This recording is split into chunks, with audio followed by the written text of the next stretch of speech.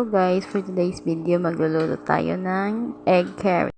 Meron nga po tayong sibuyas, siling green, at kamatis. Iwa nga rin po pala tayo dito ng 3 pirasong bawang.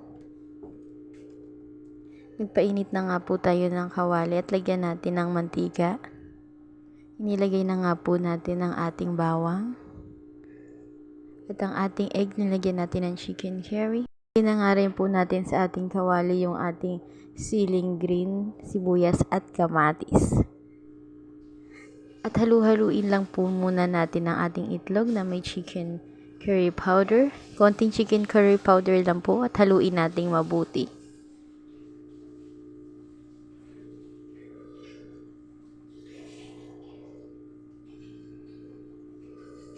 At ayan, ilagay na nga po natin ang ating egg sa ating sili at kamatis.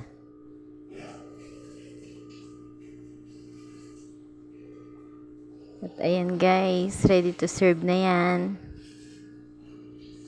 Sigurado marami na naman kayong makakain ito.